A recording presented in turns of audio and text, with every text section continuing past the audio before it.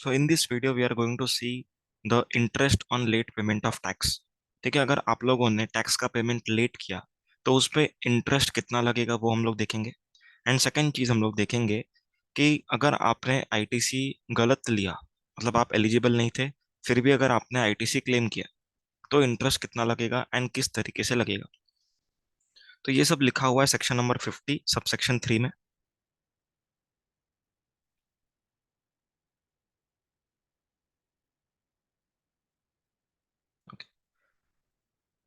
Section number 50 subsection 3,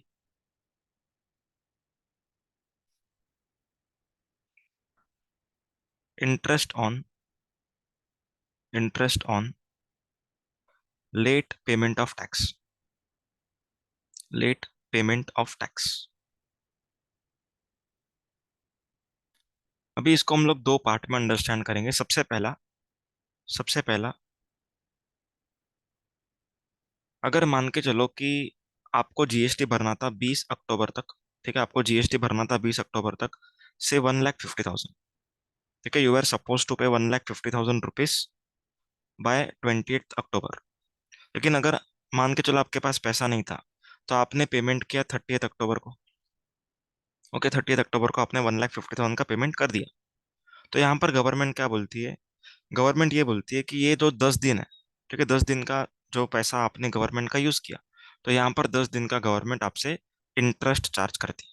ठीक है, at a rate of 18% per annum. ठीक है, जब भी पर एनम आता है तभी calculation is always in number of days. Okay, तो 21 अक्टूबर से लेकर के 30 अक्टूबर तक आपको इंटरेस्ट लगेगा। ठीक है, 21 से लेके 30 दोनों दिन inclusive, that will be 10 days. 21, 22, 23, 24, 25, 26, 27, 28, 29, 30 and 31। Okay, नहीं सॉरी, 30 को ही पे किया तो 10 डेज, 31 तक नहीं जाना, 30 को पे किया तो 10 डेज का इंटरेस्ट लगेगा। कैसे कैलकुलेशन करेंगे? 1,50,000 this was the net tax liability. ठीक है, ये क्या हो गया? आपका net tax liability. Net tax liability का मीनिंग होता है ग्रॉस लायबिलिटी माइनस आईटीसी। तो जो भी आईटीसी आपको मिलना था वो माइनस करने के बाद 1,50,000।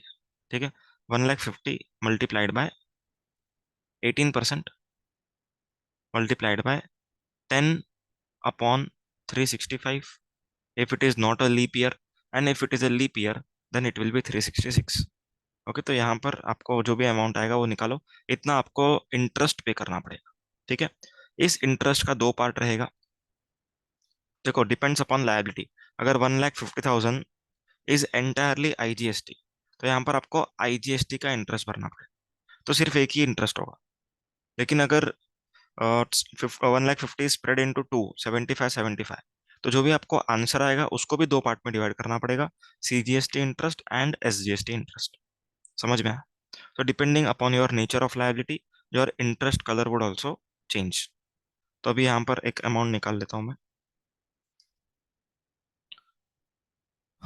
1,50,000 इंटू 18% इंटू 10/365, 740 रुपीज आ रहा है। ठीक है, rounded off to next digit, 740। अगर 1,50,000 is IGST then 740 is IGST interest. If 1,50,000 consists of CGST and SGST, तो 740 का भी अपने को आधा आधा हिस्सा करना पड़ेगा। समझ में आया? ठीक है, अब second part very important. Incorrect availment, incorrect availment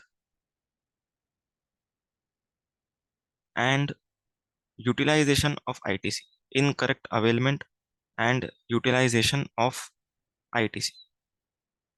okay, अब इसका मीनिंग ध्यान से सुनो। अगर आप लोग को कोई आईटीसी नहीं मिल रहा था, ठीक है, हो सकता है मोटर व्हीकल परचेस किया हो, ठीक है, मोटर व्हीकल का आपको आईटीसी नहीं मिलना चाहिए, तो फिर भी आपने क्या किया, आईटीसी ले लिया उसका, क्या इंटरेस्ट लगेगा? आंसर इज नो, नहीं लगेगा। अगर आपने खाली अवेलमेंट किया है, ध्यान से सुनना वर्डिंग्स को, अगर आपने खाली अवेलमेंट किया है पर यूज नहीं किया, सिर्फ अवेल किया आईटीसी और आपके इलेक्ट्रॉनिक क्रेडिट लेजर में पड़ा हुआ है, आपने यूज नहीं किया, तो इंटरेस्ट नहीं लगेगा। इंटरेस्ट कब लगेगा? इंटरेस्ट तब लगेगा जब गलत आईटीसी आपने अवेल भी किया एंड यूज भी किया, दोनों होना चाहिए। ठीक है, अवेलमेंट एंड यूटिलाइजेशन अगर दोनों हुआ है तो ही इंटरेस्ट लगेगा। Point clear? अगर आपने आईटीसी सिर्फ अवेल किया, कोई इंटरेस्ट पे मत करो। अवेल करके यूज किया तो आप लोग को इंटरेस्ट पे करना पड़ेगा, जब से आपने यूज किया तब से लेकर के जब तक आप रिवर्स नहीं कर देते तब तक। ठीक है, at the rate of 18%। At the rate of 18%। समझ में आ रहा है? तो जो आईटीसी के चैप्टर में मैंने बताया था कि हम लोग बाद में पढ़ेंगे, वो यहाँ पर है। अभी यहाँ पर इंटरेस्ट कब से कब तक लगने वाला है? डेट ऑफ यूटिलाइजेशन से लेकर के, डेट ऑफ यूटिलाइजेशन से लेकर के till the date of reversal, till the date of reversal, till the date of reversal. Point समझ में आया? जब से आपने यूज किया तब से लेकर के जब तक आप रिवर्स नहीं कर देते तब तक। अब सवाल ये आएगा कि what is the meaning of date of utilisation. आपने गलत आईटीसी यूज किया, वो डेट कौन सा होगा, वो हम लोग क्या मानेंगे, इसके ऊपर एक डिटेल एनालिसिस करेंगे अभी। ओके, एक बेसिक मैं ओवरव्यू दे देता हूँ, उसके बाद हम लोग एनालिसिस करें। देखो, ऑब्वियसली ये सारी चीजें जीएसटीआर 3B में होंगी। ओके, जीएसटीआर 3B में होंगी।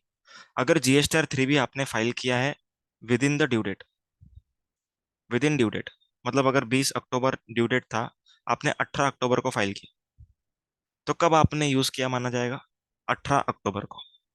ओके, अगर 20 अक्टूबर ड्यू डेट है, आपने 18 अक्टूबर को जीएसटीआर 3B फाइल करके यूज कर लिया, तो 18 October is the date on which you have used the ITC. तो 18 अक्टूबर से ही इंटरेस्ट स्टार्ट हो जाएगा, नॉट फ्रॉम 19th। यहाँ पर 18th से इंटरेस्ट अक्रू होना स्टार्ट हो जाएगा। ओके, कब तक चलेगा? जब तक आप गवर्नमेंट को वापस से इस आईटीसी का अमाउंट वापस नहीं करे तब तक इंटरेस्ट चालू रहेगा। लेकिन अगर जीएसटीआर 3B आपने लेट फाइल किया, ठीक है, अगर आप लोगों ने जीएसटीआर 3B लेट फाइल किया, 20 अक्टूबर का ड्यू डेट था, आपने फाइल किया 28 अक्टूबर को, 8 दिन लेट। ओके, तो क्या इंटरेस्ट 8 दिन का नहीं लगेगा, 28 से स्टार्ट होगा? Answer is no. इस केस में इंटरेस्ट चालू होगा 20 अक्टूबर से, दैट इज ड्यू डेट से। क्लियर है? तो जब भी जीएसटीआर 3B ड्यू डेट के बाद फाइल होगी, तभी ड्यू डेट से इंटरेस्ट काउंट करना स्टार्ट करना है। एंड अगर जीएसटीआर 3B ड्यू डेट के अंदर फाइल होगी, तो जब भी आपने फाइल किया, that is actual date of filing 3B, वहां से इंटरेस्ट गिनना स्टार्ट करना है। समझ में आया? इंटरेस्ट कब से कब तक लगेगा? डेट ऑफ यूटिलाइजेशन से लेके डेट ऑफ रिवर्सल तक। जब तक आप उस आईटीसी का रिवर्सल नहीं कर देते तब तक इंटरेस्ट चलता रहेगा। क्लियर है पॉइंट? ओके, अब कुछ इंपॉर्टेंट एनालिसिस कर लेते हैं एंड प्रैक्टिकल एक्सपोजर आपको मैं दूंगा अभी। प्रैक्टिकली इस पॉइंट को कैसे यूज किया जाता है एंड जेन्यूनली यूज किया जाता है, ये प्रैक्टिकल प्रैक्टिकल प्रॉब्लम है लोगों को, इसीलिए ये प्रोविजन इस तरीके से बनाया है। तो मैं आप लोग को एक प्रैक्टिकल ओवरव्यू दूंगा बाद में। पहले हम लोग एक बार प्रोविजंस को डिटेल में अभी एनालाइज कर रहे हैं। ओके, चार्ट में आ जाओ अभी। चार्ट में आप लोग को ना एक ये टेबल दिखेगा। ओके, यहाँ पर मंथ लिखा है, यहाँ पर ओपनिंग बैलेंस लिखा हुआ। Okay, eligible ITC, incorrect ITC. Incorrect मतलब कि आप एलिजिबल नहीं थे। ओके, यहाँ पर फिर टोटल आईटीसी है, दैट इज इन दोनों का टोटल, इन दोनों कॉलम्स का टोटल हो जाएगा वो। आउटपुट टैक्स लायबिलिटी दिया हुआ है एंड क्लोजिंग बैलेंस आपको निकालना पड़ता है। Okay, obviously output minus input जो भी बचेगा वो क्लोजिंग रहेगा। एंड इंटरेस्ट किस पे लगेगा, ठीक है, वो यहाँ पर हम लोग डिस्कशन करेंगे। सबसे पहला, अप्रैल मंथ, ओपनिंग बैलेंस कुछ भी नहीं था। ठीक है, there was no opening balance. Eligible ITC it was 3,60,000, मतलब कि एक्चुअल आईटीसी जो सबका सब कंडीशंस मीट कर रहा है, एलिजिबिलिटी क्राइटेरिया मीट कर रहा है, सप्लायर ने टैक्स पे किया, मेरे पास डॉक्यूमेंट है XYZ, सब कुछ कंडीशंस फुलफिल हो रहा है, ऐसा आईटीसी कितना है? 3,60,000। इनकरेक्ट आईटीसी मतलब ये आईटीसी एलिजिबल नहीं हूं मैं, ठीक है, इस आईटीसी को अवेल करने के लिए आई एम नॉट एलिजिबल। ठीक है, I am not eligible. Total ITC कितना हो गया? 4 लाख का टोटल आपने आईटीसी लिया, 3,60,000 is the actual ITC and 40,000 was not available to you, but still you availed that, still you availed that। ठीक है, आपका लायबिलिटी कितना है? 3,50,000। ओके, 3,50,000। तो क्लोजिंग बैलेंस कितना है? 50,000। अब ध्यान से सुनना एंड समझना। Your closing balance is 50,000। Okay, your incorrect ITC was 40,000। तो गवर्नमेंट सेज अगर आपका क्लोजिंग बैलेंस इनकरेक्ट आईटीसी से ज्यादा है, इसका इंटरप्रिटेशन क्या होता है? आपने इनकरेक्ट आईटीसी अब तक यूज नहीं किया। You have not used incorrect ITC, इसीलिए क्लोजिंग बैलेंस में पड़ा हुआ है ना। समझ में आया क्या पॉइंट? मतलब अगर गलत आईटीसी को हम लोग हटा भी दे यहाँ से, तो भी 10,000 तो पड़ा है। मतलब you have availed but not utilised. You have availed but not utilised. Getting the point? 40,000 का आईटीसी आपने लिया है, इसीलिए क्लोजिंग बैलेंस में यहाँ पर एडेड है। लेकिन यूज किया है क्या? नहीं किया। यूज किया होता तो बैलेंस नहीं होता। ओके, तो आपने अवेल किया बट नॉट यूटिलाइज्ड। तो यहाँ पर आपने यूज कुछ भी नहीं किया, इसलिए इंटरेस्ट नहीं लगेगा। फर्स्ट वाला मंथ क्लियर हो गया। अब सेकंड मंथ। पिछले पिछले मंथ का closing balance becomes opening balance. इस मंथ का करेक्ट आईटीसी इज 2,50,000। ठीक है, incorrect ITC is 0 and total ITC 3 lakh. Total output tax 2,80,000। Okay, मतलब 2,80,000 का आउटपुट है, 3 लाख का मेरे पास आईटीसी। अब गवर्नमेंट क्या बोल रहा है, सुनो ध्यान से। 2,80,000 का आप लोग के पास क्या है? लायबिलिटी। ठीक है, यू हैव लायबिलिटी टू पे 2,80,000। अभी आप लोग पे करोगे, आपके पास आईटीसी कितना है गलत मिला के? 3 लाख। तो ये गलत मिला के, गलत कैसे मिला के? 40,000 is incorrect, 10,000 was correct and 2,50,000 is correct. समझ में आ रहा है? 40,000 इनकरेक्ट, 10,000 करेक्ट, इस 50 में से 2,50,000 करेक्ट। टोटल करेक्ट आईटीसी कितना है? टोटल करेक्ट आईटीसी कितना है? Come on, total correct ITC 50 में से 10 करेक्ट है एंड 2,50,000 पूरा करेक्ट है। 2,50,000 पूरा करेक्ट है। क्लियर? तो 2,60,000 वॉज करेक्ट आईटीसी। तो करेक्ट आईटीसी पहले यूज कर लो, 2,60,000। अब कितना बच रहा है? 20,000। ठीक है, ये पेंडिंग लायबिलिटी है। अब ध्यान से सोचो, ये 20,000 का लायबिलिटी पे करने के लिए क्या हमारे पास उतना गलत आईटीसी है क्या? यस, हमारे पास 40,000 का गलत आईटीसी पड़ा हुआ है। तो हम इस 40 में से 20 को यूज करके 20 का लायबिलिटी पे करेंगे। ओके, मतलब यहां पर मैंने इनकरेक्ट में से 20,000 यूज किया। इनकरेक्ट में से मैंने 20,000 यूज किया। समझ में आया? इनकरेक्ट में से 20,000 यूज किया। तो गवर्नमेंट क्या बोलता है? How much you have utilised? 20,000। आप लोगों ने 20,000 का आईटीसी यूज किया है, क्योंकि अभी भी 20,000 का बैलेंस बाकी है। ओके, समझ में आ रहा है point? Closing balance is 20। Okay, गलत आईटीसी, इनकरेक्ट आईटीसी वॉज 40। मतलब आपने 20 का यूज किया रहेगा, इसलिए 20 कम हो गया। तो जितना आपने यूज किया, उसके ऊपर आप हमको इंटरेस्ट दो। समझ में आ रहा है? देखो यहाँ पर ना कोइंसिडेंटली 20-20 हो गया, पर ये जो 20 जिसके ऊपर हम इंटरेस्ट लगा रहे हैं वो क्लोजिंग बैलेंस नहीं है। इनकरेक्ट आईटीसी माइनस जो क्लोजिंग बैलेंस है उसके ऊपर लग रहा है। Getting the point? Next month और क्लियर हो जाएगा, सुनो। पिछली बार का closing balance becomes the opening balance. इस मंथ का एलिजिबल आईटीसी 1,80,000। इनकरेक्ट कुछ भी नहीं है। 2 लाख का लायबिलिटी। 2 लाख का लायबिलिटी। ओके, अब ध्यान से सुन। सॉरी सॉरी, 2 लाख का टोटल आईटीसी हो गया, रियली सॉरी। 2 लाख का टोटल आईटीसी हो गया। Liability is 1,95,000। ठीक है, अभी कहाँ पर करो, इधर ही करता हूँ। 1,95,000 का लायबिलिटी। करेक्ट आईटीसी कितना है? चलो, करेक्ट आईटीसी कितना है? कहना है से ये 20 का 20 झूठा आईटीसी है। It is incorrect ITC. झूठा है पूरा का पूरा। 1,80,000 पूरा का पूरा सही है। तो हम लोग पहले 1,80,000 यूज करेंगे। ठीक है, तो नेट कितना लायबिलिटी बचता है? 15,000। अब ये 15,000 को पे करने के लिए क्या हमारे पास इनफ गलत आईटीसी है? आंसर इज यस, है। तो हमने यूज किया रहेगा। तो हमने पूरा 15 यूज कर लिया। ओके, अब बैलेंस कितना बचा? 5,000। क्योंकि 20 का ओपनिंग था, हमने 15 यहां पर यूज किया, तो अभी बचेगा कितना? 5 बचेगा। तो जितना आपने यूज किया, इस यूजेज के ऊपर क्या लगेगा? इंटरेस्ट लगेगा। कब से कब तक? जब से यूज किया। कब यूज किया? जब जून का 3B फाइल किया। कब 3B फाइल किया? ड्यू डेट के अंदर फाइल किया। तो जो दिन फाइल किया वहां से इंटरेस्ट स्टार्ट होगा 15,000 पे। अगर ड्यू डेट के बाद फाइल किया तो जो भी 3B का ड्यू डेट होगा जून का, दैट इज 20 जुलाई, वहां से इंटरेस्ट स्टार्ट होगा ऑन दिस 15,000। समझ में आया? ओके। आगे, जुलाई, पिछला क्लोजिंग बिकम्स ओपनिंग। इस मंथ का eligible ITC 1,90,000। Okay. Total ITC 1,95,000 and आपका आउटपुट टैक्स 2,10,000। ओके, अभी यहाँ पर लिख रहा हूँ मैं, 2,10,000 is your liability. Correct ITC कितना है? 1,90,000। करेक्ट आईटीसी कितना है? 1,90,000। लायबिलिटी कितना बचेगा? 20,000 का लायबिलिटी बचेगा। क्या हमारे पास इनफ आईटीसी है गलत वाला टू पे दिस 20,000? नहीं, हमारे पास इतना आईटीसी तो नहीं है, लेकिन 5,000 का आईटीसी तो है गलत वाला। तो हमने 5,000 का गलत आईटीसी यूज किया रहेगा, एंड 15,000 हमने कैश में पे किया रहेगा, जबकि हमको 20 करना चाहिए था वैसे तो। ओके, पर हमने 15 कैश में पे किया एंड 5,000 का गलत आईटीसी यूज किया। 5,000 का गलत आईटीसी यूज किया, तो यहाँ पर इंटरेस्ट कितने पे लगेगा? 5,000 पे। समझ में आया? क्लियर है? ये इंटरेस्ट कब तक लगते चलेगा? कब तक लगते जाएगा? जब तक आप लोग 40,000 रुपीज गवर्नमेंट को वापस नहीं कर देते।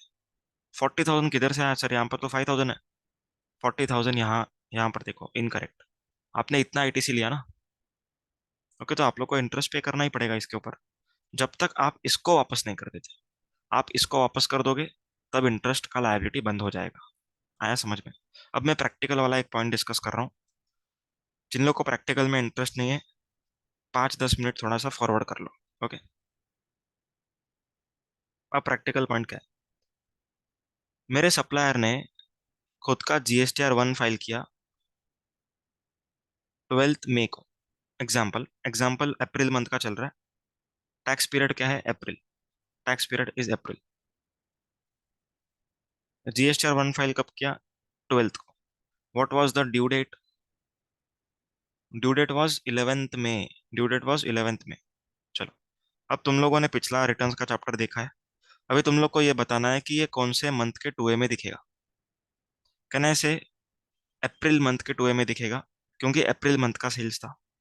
कौन से मंथ के 2B में दिखेगा? मई के 2B में दिखेगा। क्यों मई के 2B में दिखेगा? क्योंकि कट ऑफ डेट के बाद रिटर्न फाइल हुआ है। ओके, तो मई के 2B में दिखेगा। तो आईटीसी हम लोग को कौन से मंथ में मिलना चाहिए? कौन से मंथ में रिसिपेंट को आईटीसी मिलना चाहिए? आंसर इज मई मंथ में मिलना चाहिए। क्लियर? रिसिपेंट को आईटीसी मई मंथ में मिलना चाहिए। लेकिन ये आईटीसी कुछ ज्यादा ही बड़ा है। अज्यूम करो बहुत बड़ा फिगर है, और अगर ये आईटीसी हमको नहीं मिलता है अप्रैल मंथ के 3B में, तो हमको बहुत बड़ा अमाउंट कैश में भरना पड़ सकता है। एंड जब हमको मई में आईटीसी मिलेगा, तब हमारे पास कोई सेल्स नहीं होने वाला है। ठीक है, स्टोरी सुना? मैं एक बार रिपीट कर रहा हूँ स्टोरी। स्टोरी का सबसे पहला पॉइंट, हमारा लायबिलिटी बहुत ज्यादा है अप्रैल मंथ का। ठीक है, जिसके लिए हमको ये आईटीसी होना जरूरी है। ये आईटीसी होना चाहिए। अगर ये आईटीसी नहीं रहा हमारे पास in the month of April, तो हमको कैश में बहुत ज्यादा बड़ा एक नंबर पे करना पड़ेगा। ठीक है, और हमको जब मई मंथ में आईटीसी मिलेगा, तब हमारे पास मई मंथ में कोई सेल्स नहीं होगा। मई में कोई सेल्स होगा ही नहीं। तब क्या हो जाएगा? ये आईटीसी ऐसे ही पड़ा रहेगा, सड़ता रहेगा, ऐसे ही पड़ा रहेगा। एंड हमने ऑलरेडी कैश में पेमेंट कर दिया। ये आईटीसी पड़ा रहेगा। अभी अगला सेल्स मेरा अक्टूबर में आएगा, तो अक्टूबर तक मतलब 5-6 महीने तक ये इलेक्ट्रॉनिक क्रेडिट लेजर में पड़ा रहेगा। एंड हमने ऑलरेडी कैश में पे कर दिया अप्रैल में। तो यहाँ पर क्या हो गया? बिजनेसमैन का फंड्स ब्लॉक हो गया। ओके, तो लोग प्रैक्टिकली क्या करते हैं अभी सुन। प्रैक्टिकली अगर आप लोगों को 2A में दिख रहा है, अगर आप लोग को 2A में दिख रहा है, तो आप लोग क्या करोगे? Practically practically you can avail ITC. You avail ITC. Practically आप आईटीसी ले लो, यू अवेल आईटीसी। देखो, एज पर लॉ कब लेना चाहिए था? मई मंथ के 3B में। लेकिन अभी आप लोग क्या ले रहे हो? अप्रैल मंथ के 3B में। ठीक है, आपने अवेल कर लिया आईटीसी। ठीक है, आपका जो आउटपुट टैक्स लायबिलिटी है वो कम हो गया रहेगा उतने से। ओके, अब क्या होगा इफेक्ट? मई मंथ में अपने को 2B के थ्रू आईटीसी रिफ्लेक्ट होना शुरू होगा। अपने को दिख रहा है आईटीसी। ठीक है, मई मंथ में 2B में दिख रहा है आईटीसी। अपने को क्या करना पड़ेगा? 3B में जाके, 3B में जाके ऑल अदर आईटीसी करके एक कॉलम रहता है, बराबर। उस कॉलम में वो फिगर आया होगा, उस फिगर को आपको डिलीट करना है, जीरो जीरो कर देना, क्योंकि आपने उसका आईटीसी ले लिया ना ऑलरेडी। समझ में आया? अब मई मंथ में करोगे क्या आप लोग? मई मंथ में आप लोग को इंटरेस्ट पे करना पड़ेगा, यू हैव टू पे इंटरेस्ट। क्यों इंटरेस्ट पे किया सर? क्योंकि जो आईटीसी आपको मई मंथ में लेना चाहिए था, आपने लिया अप्रैल में, तो 1 मंथ का आपको इंटरेस्ट पे करना पड़ेगा। एंड जनरली रिसिपिएंट ये इंटरेस्ट का अमाउंट अपने सप्लायर से रिकवर करेगा, क्योंकि उसका गलती था, उसने ड्यू डेट के अंदर रिटर्न फाइलिंग नहीं किया। समझ में आया? तो प्रैक्टिकली आपको 2A में दिख रहा है तो आप आईटीसी ले लो, बाद में 1 मंथ का इंटरेस्ट पे कर देना। आया समझ में? ओके। अब यहाँ पर एक प्रोवाइजो है।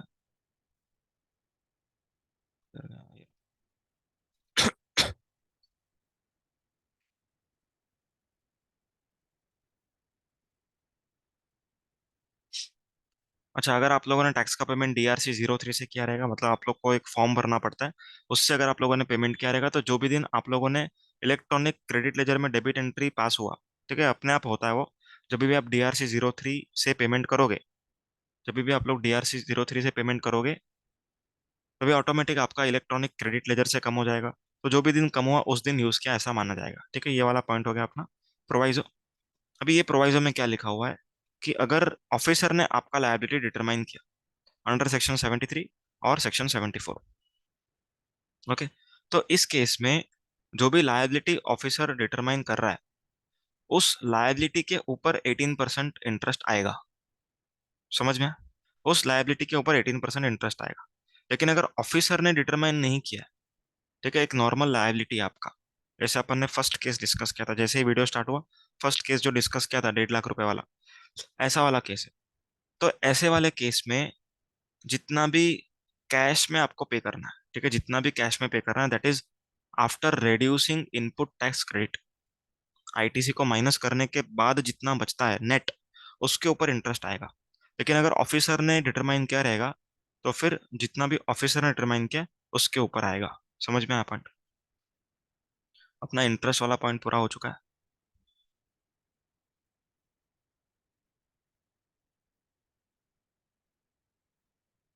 ठीक है, अभी छोटे मोटे पॉइंट्स बाकी है।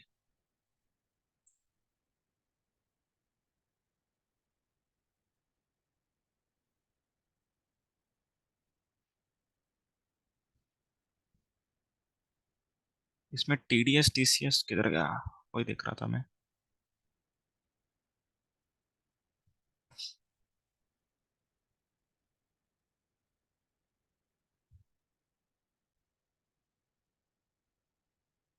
वो इंटर के लिए जब ये चार्ट बुक बनाया तभी शायद, और डिलीट करने के बाद सेव हो गया रहेगा, इसीलिए इस चार्ट में दिख नहीं रहा TDS TCS। ठीक है, इसीलिए मैंने पिछले अटेम्प्ट का TDS TCS वाला चार्ट ओपन कर लिया, मतलब पेमेंट ऑफ टैक्स का पूरा चैप्टर पिछले अटेम्प्ट का यहाँ पर है। इसमें TDS TCS भी है, कोई अमेंडमेंट है नहीं, तो अपन वही फॉलो कर सकते हैं। ओके, अभी TDS TCS देख लेते हैं। एकदम सिंपल है, कुछ भी नहीं है।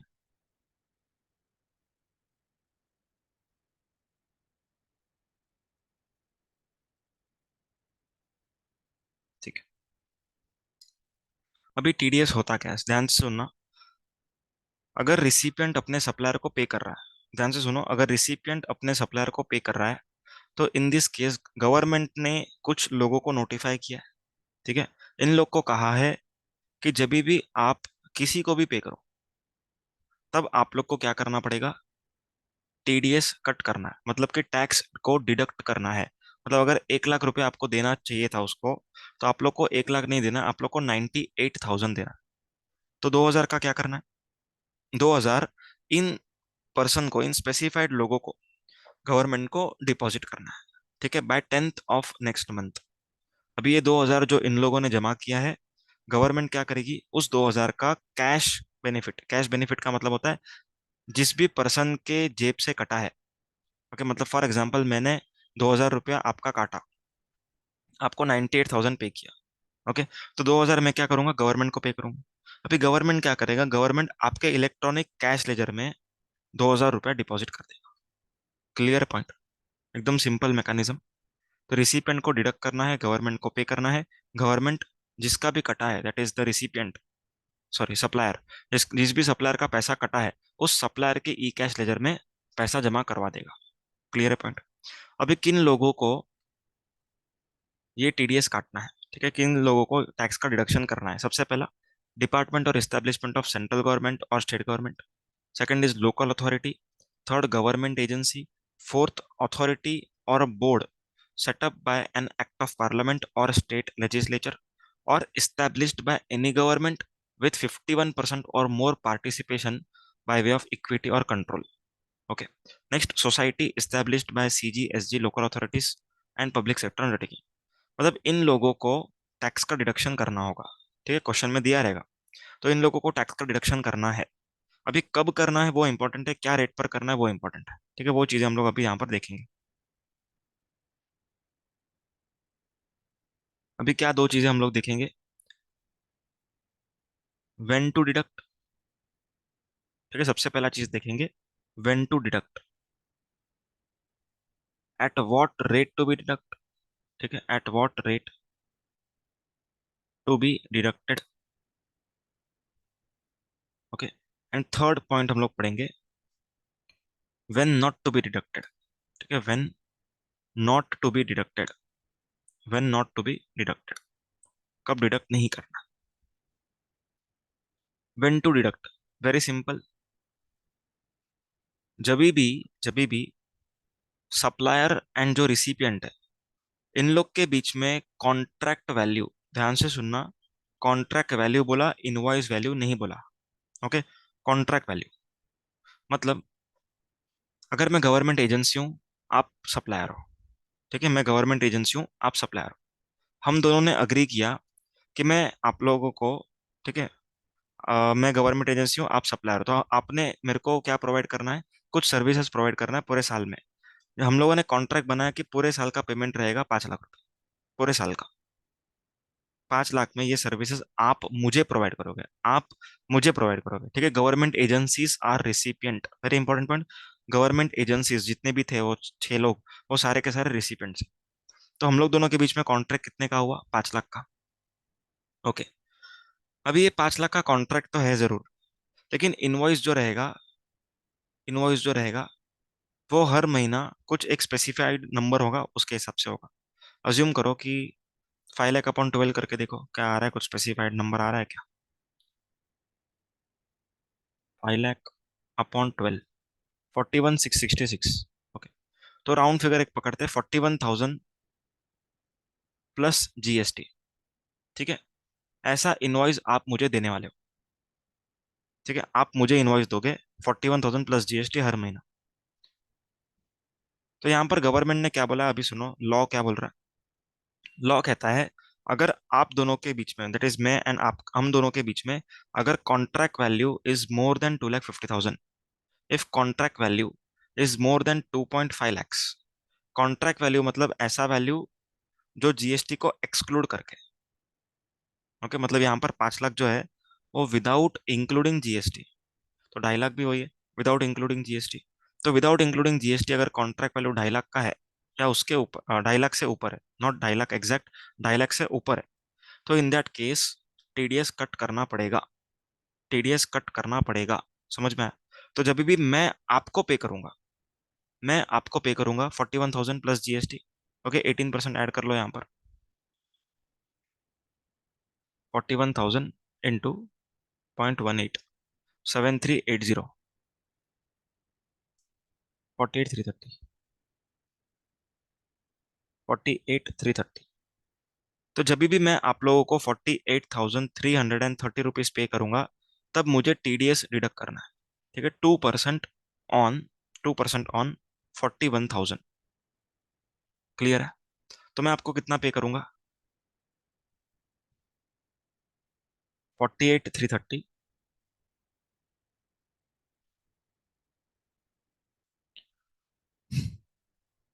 48,330 माइनस 41,000 का 2%।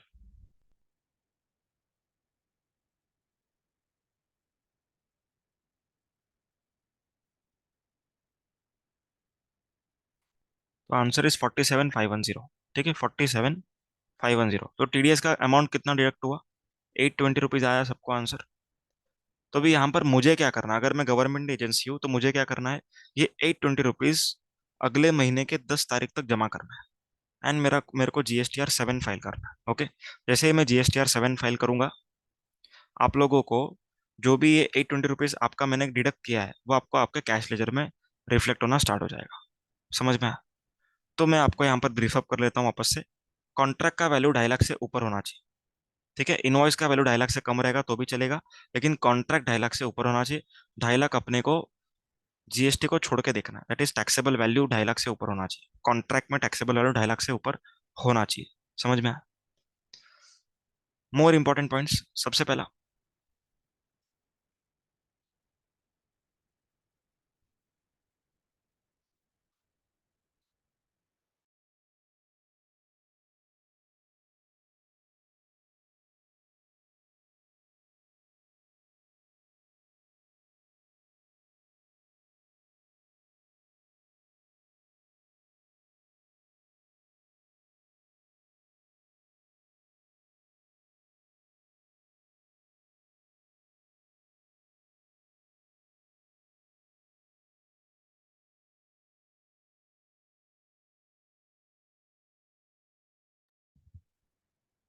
ठीक है, तो 2.5 लाख से ऊपर होना चाहिए, अपन ने डिस्कस किया। इंपॉर्टेंट पॉइंट्स में अभी डिस्कस कर रहे हैं। अगर कोई ट्रांजेक्शन एग्जेम्प्ट है, ठीक है, अगर कोई ट्रांजेक्शन एग्जेम्प्ट है मतलब कि जीएसटी आएगा ही नहीं उसके ऊपर, तो यहाँ पर इस एग्जेम्प्ट चीज के ऊपर टीडीएस भी डिडक्ट नहीं करना, no TDS to be deducted. आया समझ में? No TDS to be deducted. अगर कोई अनरजिस्टर्ड पर्सन को मैं पे करता, एज अ गवर्नमेंट एजेंसी अगर मैं किसी अनरजिस्टर्ड पर्सन को पे करता तो भी डिडक्ट नहीं करना है, क्योंकि मैं उसका टीडीएस तो डिडक्ट करूंगा लेकिन उसको फायदा तो होने ही नहीं वाला है, क्योंकि वो रजिस्टर्ड ही नहीं। समझ में आया? एंड अगर कोई सामने वाला पर्सन कंपोजिशन वाला है, अगर सामने वाला पर्सन कंपोजिशन पर्सन है, ओके, तो यहाँ पर टीडीएस आएगा, क्योंकि उसको कैश का बेनिफिट होगा, क्योंकि जब भी वो CMP 08 फाइल करके जब अपना लायबिलिटी पे करेगा तो वो यूज कर सकता है। तो कंपोजिशन पर्सन होगा तो फिर जीएसटी आएगा। क्लियर है पॉइंट? ठीक है। अभी रेट क्या रहेगा? रेट रहेगा 2%। मतलब CGST SGST अगर लग रहा है तो 1%, 1%, एंड अगर IGST लग रहा है तो 2%। समझा? किसका? टैक्सेबल वैल्यू का, not of invoice value, invoice value का नहीं, टैक्सेबल वैल्यू का रहेगा। क्लियर है? ठीक है। आगे, कब डिडक्ट नहीं करना है, when not to be deducted. Very important, very important point. यहाँ पर एक मैंने डायग्राम बनाया हुआ है, वो देख लेते हैं।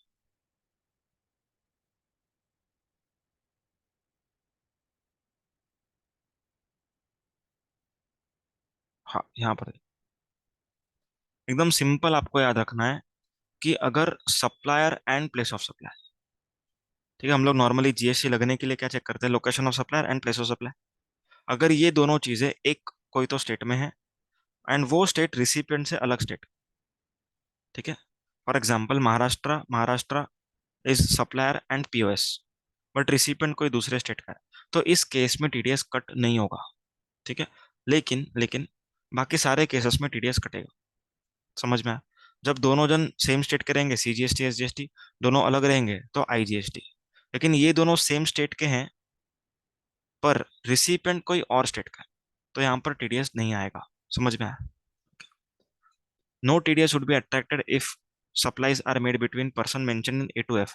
मतलब कि जिन लोग को टीडीएस डिडक्ट करना है उन्होंने ही टीडीएस डिडक्ट करने वालों को ही सप्लाई किया, तो फिर यहाँ पर टीडीएस नहीं आएगा। PSU टू PSU टीडीएस नहीं आएगा। ओके।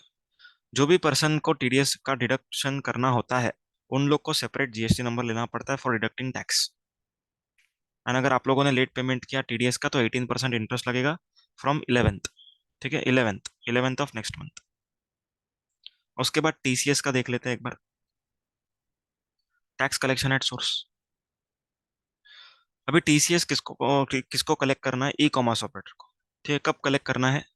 जब भी रिसिपिएंट E-कॉमर्स ऑपरेटर को पैसा देता है एंड E-कॉमर्स ऑपरेटर वो पैसा अपने सप्लायर को रेमिट कर रहा है। ठीक है, जो भी सप्लायर होगा, for example mister A supplier, Amazon is e-commerce operator and B is the recipient. तो B ने Amazon पे कुछ ऑर्डर प्लेस किया। ओके, तो यहाँ पर B ने Amazon को पैसा दिया, Amazon ने A को पैसा रेमिट किया। तो यहाँ पर जब पैसा रेमिट होगा तब टैक्स कलेक्ट होगा। ठीक है, TCS यहाँ पर वो डिडक्ट करेगा। तो यहाँ पर ये जो टीसीएस अमेजोन ने डिडक्ट किया है, Amazon has to pay to government by 10th of next month. Clear. And Amazon ने अगर नहीं पे किया, लेट पे किया, तो इंटरेस्ट लगेगा। समझ में आया। एंड जो भी टीसीएस का पेमेंट होगा ये कैश लेजर में दिखने वाला है एक। ठीक है, दैट्स इट, इतना ही है इसमें। जीएसटीआर 8 का टाइम लिमिट वगैरह सब हमने देख लिया। और ये वाला जो टीसीएस है वो इनकम टैक्स का टीसीएस नहीं है, ये टीसीएस जो है वो जीएसटी का टीसीएस है। And the rate of TCS is 1%। हाँ, टीसीएस का rate will be 1%, 1%। That is 0.5% CGST, 0.5% SGST. Clear. And अगर आईजीएसटी होगा तो टोटल 1%। अब कुछ टर्म्स यहाँ पर बात कर लेते हैं अपन। Common portal identification number, CPI number, ये 14 डिजिट का रहता है। ठीक है, 15 दिन के लिए ये चालान वैलिड रहेगा। ओके, तो 14 डिजिट का यूनिक नंबर रहेगा। Okay, common portal identification number. अब बात करते हैं चालान आइडेंटिफिकेशन नंबर की। ये होता है 18 डिजिट का। तो पहला 4 डिजिट जो रहेगा वो बैंक का कोड रहेगा, एंड उसके बाद जो रहेगा वो 14 डिजिट सीपीआईएन होगा। क्लियर है। तो यहाँ पर 4 डिजिट पहले, स्टार्टिंग के 4 digit would be some bank का code, that can be IFSC का स्टार्टिंग का 4, प्लस उसके बाद जो ऊपर का सीपीआईएन है वो रहेगा। ओके, ऐसा मिला के ये 18 डिजिट होता है। बैंक रेफरेंस नंबर, बीआरएन मतलब बैंक रेफरेंस नंबर, वो बैंक का सिस्टम जनरेटेड होगा, अपने को उससे कोई लेना देना नहीं है। ईएफपीबी, इलेक्ट्रॉनिक फोकल पॉइंट ब्रांच।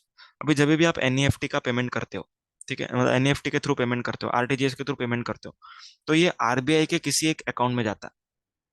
ठीक है, एंड फिर वो वहां से गवर्नमेंट को जाता है। तो इंडिया में electronic focal point branch is RBI. ठीक है, आरबीआई इज ईएफपीबी। क्लियर है पॉइंट। चलो, अब हम लोग देख लेते हैं रूल नंबर 88C जो नया आया है। Rule number 88C, new rule inserted to deal with the difference in liability reported in outward supplies and reported in return, that is 3B। अब एकदम सिंपल है।